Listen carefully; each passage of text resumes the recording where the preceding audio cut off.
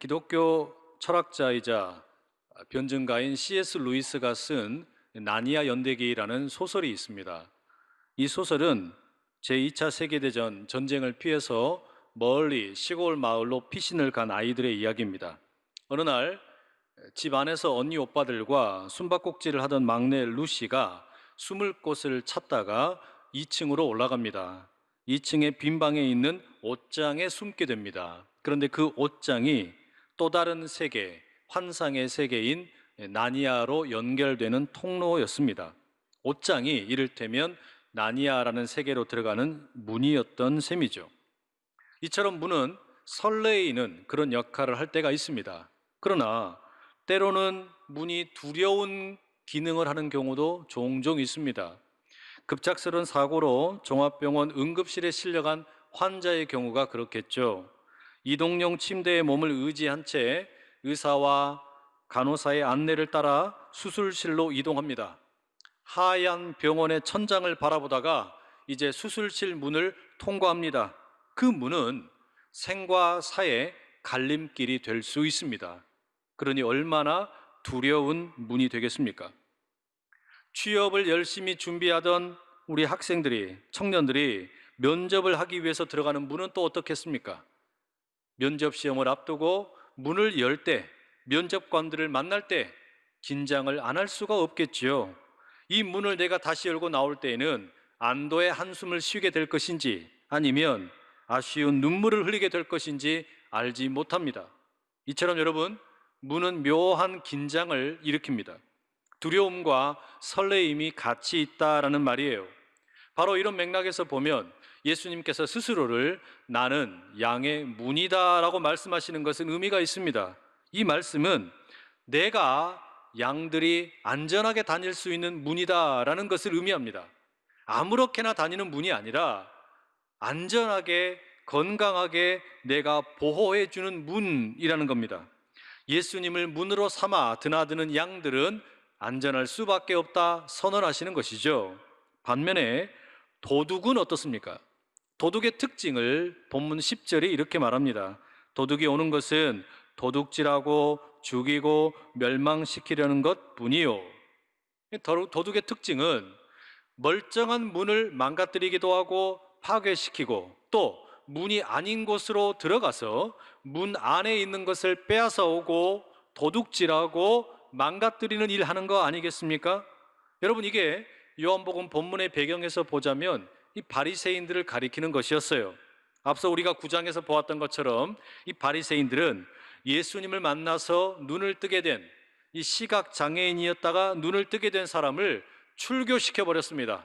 사회적으로 사망 선고를 내린 겁니다. 예수님에 대해서 거짓 증거하지 않았다는 이유 때문이었습니다. 그래서 그 바리새인의 행태가 마치 도둑과 같다라고 예수님 말씀하시는 겁니다. 올바른 문, 건강한 문을 망가뜨리고 문 안에 있는 사람마저도 빼앗아다가 죽이고 있기 때문입니다. 여러분, 이게 참 얼마나 안타까운 일인지 모릅니다. 그런데 이와 같은 바리새인들의 모습이 오늘 우리의 삶에도 종종 많이 있는 것 같아요. 바리새인들이 도둑질하는 것처럼 우리의 삶 가운데에도 멀쩡한 문을 망가뜨리고 문 안에 있는 것들을 훼손시키는 그런 일들이 우리 주변에 많더라라는 말입니다. 특별히 오늘은 도박에 대한 이야기를 좀 드리고 싶어요. 여러분, 이 도박을 하는 사람들은 자기도 압니다. 이 불법 도박이 재정의 문제도 일으킬 수 있고 가정 안에서 불화를 일으킬 수 있고 자신이 하는 일에도 절대 긍정적일 수 없다라는 것을 너무 잘 알아요. 그런데도 도박에 일단 발을 디디면 3명 중에 한 사람은 중독이 됩니다. 빠져나오지를 못해요. 특히 이 불법 도박을 하는 사람들의 16%가 교회 다니는 사람이랍니다. 이 개신교인이에요. 그 남의 일이 아니라는 이야기죠. 이 불법 도박의 문제가 우리 가정의 문제고 교회의 문제일 수 있다라는 겁니다. 여러분, 사람들이 어쩌다가 이렇게 도박에 많이 빠져들고 있을까요? 한 3가지 정도 이유가 있다 그래요. 우선 생리적으로 보면 이 도박을 하면 사람들이 엄청난 쾌감을 느낄 수가 있다라고 하지요. 게임을 해서 이기게 되면 우리 뇌에서 엔돌핀이나 도파민과 같은 물질이 분비된다고 합니다. 이게 마약을 흡입할 때 나오는 물질과 똑같은 겁니다. 그러니까 환각 상태에 이르는 거예요. 쾌감을 느끼는 거예요. 기분이 너무 좋은 겁니다. 그러니까 뇌가 이런 물질을 계속해서 내보내기 위해서 도박을 하도록 신경계를 자극을 하게 되는 겁니다. 이와 같은 생물학적인 이유 말고 심리적인 이유도 있습니다. 사람들이 경쟁이 치열한 사회를 살고 있다 보니까 스트레스가 많죠. 늘 무거운 짐을 짊어지고 살아갑니다. 부담감도 많고 그러다가 우울증에 빠지기도 하고 뭔가 희망이 보이지 않기 때문에 늘 좌절하는 경우가 많습니다. 바로 그런 이유 때문에 사람들이 돌파구를 찾아서 도박을 하게 되더라라는 말입니다. 다시 말하면 현실은 너무나 답답한데 도박을 할 때만큼은 그 현실을 잊어버리는 거예요. 그래서 중독의 시대라는 책에 보니까 이 도박을 하는 사람들의 그 이유가 뭐냐? 돈 벌려고 하는 게 아니라는 겁니다. 지금 맞닥뜨리고 있는 현실을 잊어버리기 위해서, 현실을 회피하기 위해서 많은 사람들이 도박에 빠지더라라는 겁니다. 이처럼 생리적인 이유도 있고 심리적인 이유도 있어요. 게다가 이렇게 몇 년 사이에 도박 인구가 엄청나게 늘어나는 또 다른 이유가 있습니다. 그게 뭐냐? IT 기술이 너무 발전하고 있는 거예요. 다시 말하면 과거에는 불법 도박을 하려고 그러면 소위 하우스라는 곳을 찾아가야만 했죠. 하우스라는 곳에 직접 찾아가서 거기에 들어가야만 뭐 불법 도박을 하든지 말든지 했단 말이에요.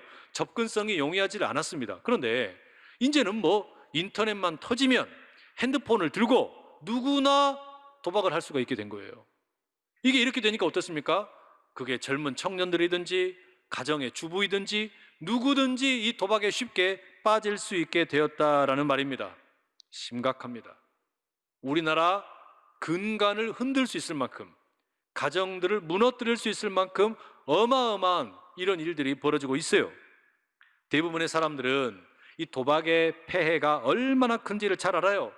내가 공부하는 거, 또 내가 직장에서 일하는 거 아무런 도움이 되지 않는다는 것도 알고 있고 인간관계에 도움이 되지 않는다는 것도 너무나 잘 압니다. 나아가서 이것이 재정적으로도 도움이 될 수 없다는 것을 분명히 압니다. 오히려 여러분, 도박을 하게 되면 멀쩡한 가정이 깨지기 쉽고 일터가 깨지기 쉽고 또 믿음의 공동체가 흔들리기 쉽습니다. 다시 말하면 건강한 문을 망가뜨리고 문 안에 있는 소중한 것들을 빼앗아가 버리게 된다는 이야기예요. 이 도박이 마치 도둑과 다를 바가 전혀 없습니다.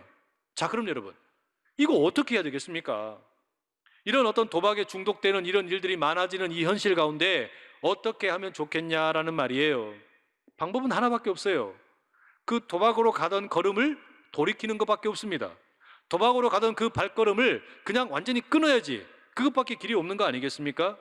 그리고 그 불법으로 들어가던 그 문을 건강한 문으로, 안전한 문으로 이제는 들어가야만 하는 겁니다. 그러면 그 건강한 문, 안전한 문이 뭐냐? 예수 그리스도예요. 예수 그리스도께서 스스로를 가리켜 양의 문이라고 부르셨고 뿐만 아니라 오늘 본문의 11절, 14절에 반복해서 말씀하시기를 예수님 스스로를 나는 선한 목자다라고 말씀하고 계십니다. 이 선한 목자에 대해서는 우리가 할 이야기가 너무너무 많지만 본문 11절에 나오는 내용 딱 한 가지만 기억하시면 좋겠어요. 제가 세번역 성경으로 읽어드리죠. 나는 선한 목자이다. 선한 목자는 양들을 위하여 자기 목숨을 버린다. 이게 선한 목자의 가장 중요한 핵심입니다. 우리가 여러분 요한복음을 읽으면서 예수님을 상징하는 그 어떤 표현들을 많이 만났습니다. 예수님을 가리켜 태초부터 계셨던 말씀 또는 빛 또는 진리 또는 어떤 생명의 떡 또는 뭐 생수의 근원, 자유 뭐 이런 표현들이 많이 나왔어요. 그죠? 그런데 이런 표현들은 사실 조금은 추상적으로 느껴지는 경우가 많아요. 뭔가 알 것도 같고 또 모를 것 같고 이렇게 아리송하다는 말입니다. 반면에 나는 선한 목자다. 이 말씀을 우리가 들으면 그냥 가슴에 뭔가가 뭉클하게 느껴지는 게 있습니다. 아, 그게 예수님이구나. 예수님이 누구냐? 선한 목자이신데 이 선한 목자는 양들을 위해서 자기 목숨을 내어놓는 분입니다. 아, 나를 위해서 목숨을 내어주시는 분, 그게 예수님이구나. 그게 선한 목자이구나. 이걸 우리가 알게 된다는 이야기예요. 그래서 선한 목자를 떠올리면 그냥 가슴이 뭉클하게 됩니다. 단순한 것 같지만 강렬한 느낌을 우리가 받게 된다라는 이야기예요. 실제로 여러분, 이 선한 목자, 자기 목숨을 내어놓는 이런 모습은 그 팔레스타인 지역에 있는 목자들에게서 종종 일어나는 일이라고 합니다. 말하자면 이 목자들이 들에서 양을 치는데 100마리, 200마리 상당한 규모를 이렇게 치다 보면 들짐승들이 갑자기 공격할 때가 있대요. 근데 한두 마리가 아니라 엄청나게 많은 들짐승들이 공격을 해가지고 양들이 다 몰살을 당할 것 같은 그런 때가 있다는 겁니다. 그때 이 목자가 취할 수 있는 방법이 뭐냐? 가만히 놔두면 양들이 다 죽게 되니까 결국 그 들짐승들에게 자기를 던진다는 거예요. 들짐승들에게 자기를 던져서 자기가 대신 죽고 양들이 죽지 않도록 학살을 멈추게 만든다라는 말입니다. 또 오늘 본문의 구약의 배경이라고 할 수 있는 에스겔 34장 15절과 16절에는 이런 말씀이 나와요. 내가 친히 내 양의 목자가 되어 그것들을 누워있게 할지라 주 여호와의 말씀이니라. 그 잃어버린 자를 내가 찾으며 쫓기는 자를 내가 돌아오게 하며 상한 자를 내가 싸매주며 병든 자를 내가 강하게 하려니와 살찐 자와 강한 자는 내가 없애고 정의대로 그것들을 먹이리라. 여러분, 이 말씀에 의하면 에스겔 34장도 그렇고 시편의 23편에도 그렇고 하나님을 가리켜 누구라고 말합니까? 목자라고 말씀합니다. 길 잃은 어린 양을 구해내시고 배고픈 자를 먹이시고 또 연약한 자를 돌보시고 병든 자를 고치시는 바로 그게 우리 하나님의 모습이라는 겁니다.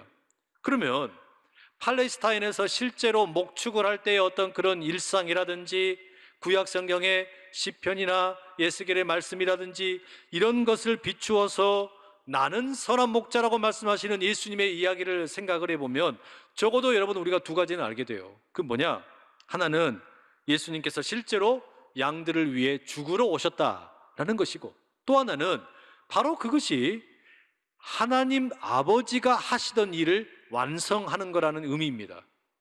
예수님께서 양들을 위해 죽으실 뿐만 아니라 그것은 곧 하나님께서 하시던 일을 완성하는 것이다. 이게 여러분, 나는 선한 목자다, 선한 목자인 나는 양들을 위해 목숨을 내어놓는다, 그 말씀 속에 들어있는 의미입니다.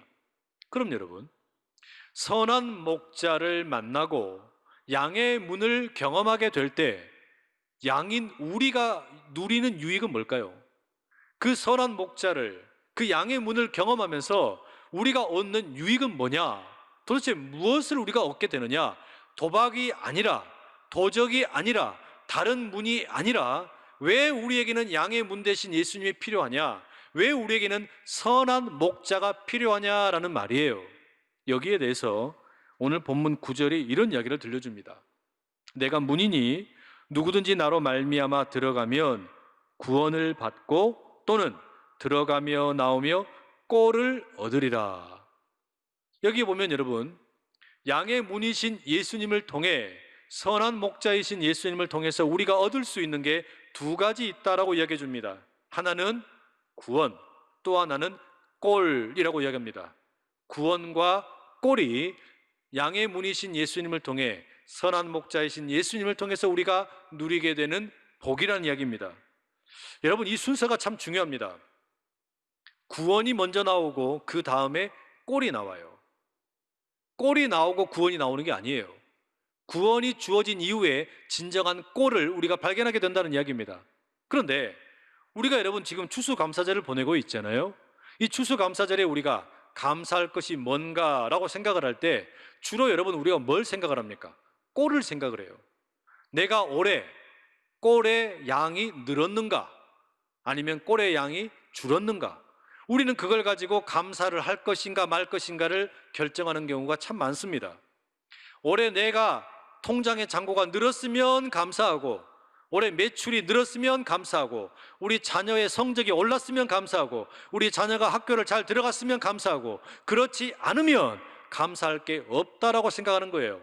여러분, 이런 식의 감사는 어떻습니까? 꼴에 의해서 감사가 달라지는 겁니다. 그런데 여러분, 우리가 양의 문이자 선한 목자이신 예수님을 통해서 얻게 되는 선물, 그 첫 번째를 뭐라고 이야기하냐면 꼴이 아니라 구원이라고 이야기해요. 이 구원이라는 게 뭡니까, 여러분? 도박의 경우를 다시 한번 비춰서 생각을 해보세요. 도박이라고 하는 거 여러분 왜 합니까? 일시적으로 구원받고 싶어서 하는 겁니다. 일시적으로 자유하고 싶어서, 일시적으로 해방되고 싶어서 하는 겁니다. 우울증으로부터, 또 스트레스로부터, 중압감으로부터, 그런 것으로부터 일시적으로 자유하고 구원받고 싶고 해방받고 싶어서 하는 게 뭡니까? 도박과 같은 중독이에요. 그런데 여러분, 우리가 너무나 잘 아는 것처럼 그게 영원하지가 않잖아요. 너무나 짧아요. 그것이 줄 수 있는 효과라고 하는 것은 너무나 지극히 짧은 겁니다. 그런데 여러분, 결국 우리에게 필요한 건 뭐냐? 잠시 잠깐의 일시적인 해방이나 구원이나 자유가 아니라 영원한 자유 아닙니까? 영원한 해방 아닙니까? 진정으로 우리의 인생이, 나의 생각과 마음과 가치관 전체가, 인생 전체가 달라질 수 있는 구원이 어디 있냐? 자유가 어디 있냐? 해방이 어디 있느냐? 여러분, 이게 진짜 중요한 거잖아요. 결국 우리에게 필요한 것은 우리의 일시적인 자유와 구원과 해방이 아니라 영원한 자유와 구원과 해방이 어디에 있는가? 이것을 찾는 데 있다는 이야기예요.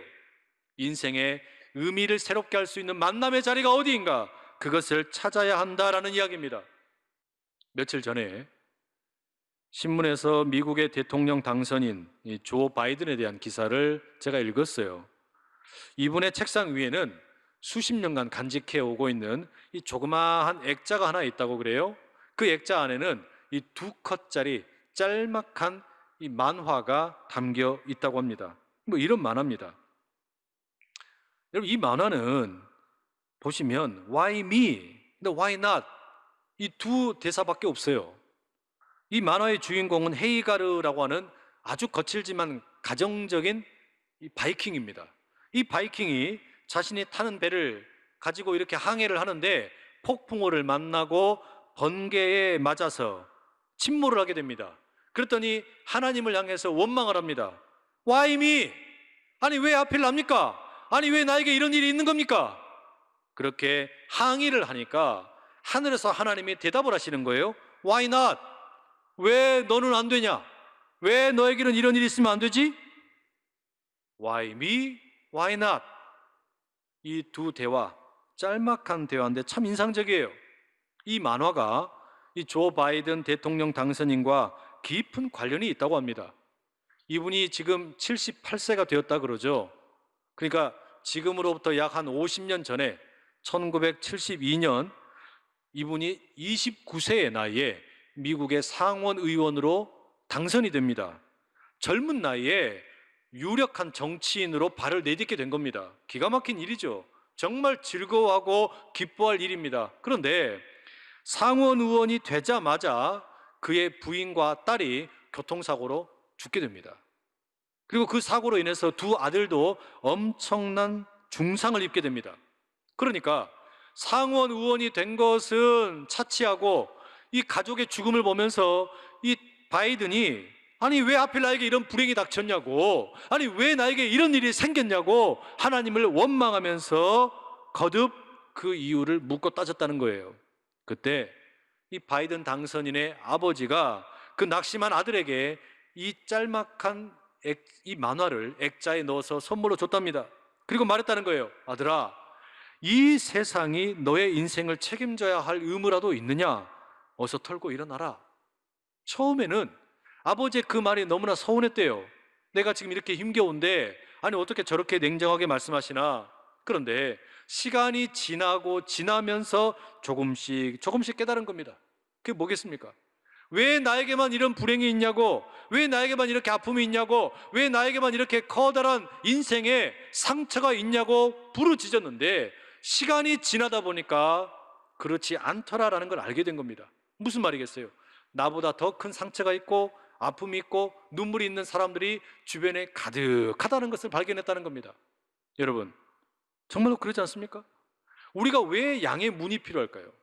우리에게 왜 도대체 선한 목자가 필요할까요? 여러분, 우리가 예수님을 인격적으로 만나기 전에, 예수님을 진정으로 나의 구주로 고백하기 전에 나타나는 현상이 뭔 줄 아세요? 성도들 만나보면, 또 수많은 일반적인 사람들의 이야기를 들어보면 하나같이 다 뭐라고 이야기하냐면, 인생이 내가 제일 억울하대요. 내가 제일로 불쌍한 인생이라는 거예요.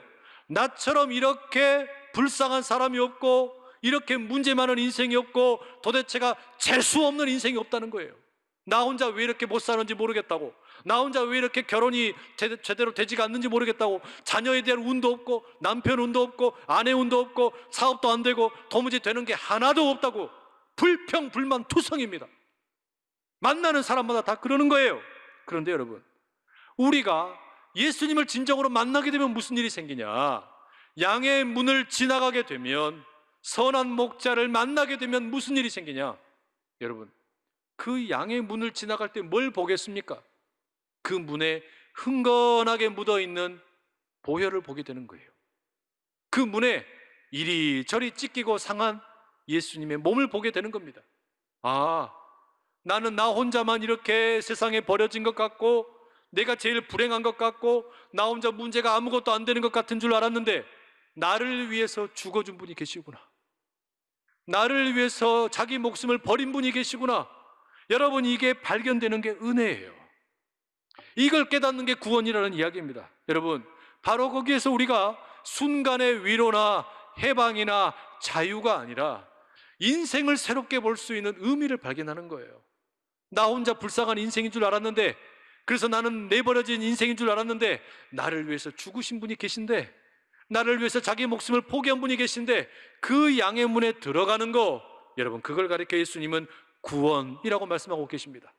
이 추수감사절에 이 구원의 의미가 우리 모두 가운데 다시금 확인될 수 있기를 간절히 축복합니다. 여러분, 양의 문을 들어가고 선한 목자를 만나게 될 때 우리는 이 구원을 깨달아요. 그런데 구원이 전부가 아니에요. 또 하나 우리에게 주어지는 선물이 있습니다. 꼴입니다. 꼴이 먼저가 아니라 구원이 먼저예요. 구원을 경험한 이후에 우리에게 주어지는 꼴이 뭐냐, 이게 중요한 겁니다. 구원을 경험한 이후에 꼴은 더 이상 우리에게 세속적인 꿀이 아니에요. 세속적인 재산도 아니고 자녀들이 잘 되는 것도 아니고 그런 것이 아니란 이야기예요. 그러면 뭐냐? 우리에게 주어지는 새로운 꼴이 도대체 뭡니까? 여러분, 성경의 말씀을 가만히 보시면 구원을 가리켜 표현할 때는 나를 통하여 들어온다라는 표현밖에 없어요. 그런데 꼴과 관련해서는 양의 문을 들어가고 나오고 들어가고 나오면서 꼴을 먹는다라고 되어 있습니다. 여러분, 이게 뭘 말하는 거냐? 구원이라고 하는 것은 비유하자면 세례와 같은 겁니다. 세례는 여러분, 우리가 평생에 한 번만 받으면 돼요. 세례라고 하는 것은 일종의 언약식입니다. 예수님과 내가 하나가 되었다라는 것을 기념하는 의식이에요. 그것은 한 번만 하면 되는 겁니다. 그런데 그 언약을 하고 난 이후에 우리에게는 이제 새로운 꼴이 주어집니다. 그게 뭐냐? 성찬이에요. 예수님의 살과 예수님의 피. 우리는 그것을 저 천국에 들어가서 어린 양의 혼인잔치에 참여하기 전까지 계속해서 반복해서 누리는 겁니다. 그래서 한 번 구원을 맛보고 예수님과 하나가 된 사람에게는 이제 세상을 새롭게 살아갈 수 있는 힘과 능력의 원천이 되는 예수님의 살과 피를 맛보게 된다는 겁니다. 이 꼴을 맛보게 된다는 거예요. 여러분, 우리가 넘어져 있을 때 주님이 뭘 주십니까? 돈을 주십니까? 빵을 주십니까? 아니요. 다른 걸 주시는 게 아니에요. 예수님 자신을 주시는 거예요. 예수님 자신을 우리에게 주셔서 너는 나를 먹어라, 너는 나의 피를 마셔라. 이 피를 먹고 마시고 이 살을 먹음으로 넘어져 있지 말고 일어나라, 이렇게 세우신다는 이야기입니다. 여러분, 이 구원과 꼴이 여러분 가운데 진정한 선물 되시기를 간절히 축복합니다.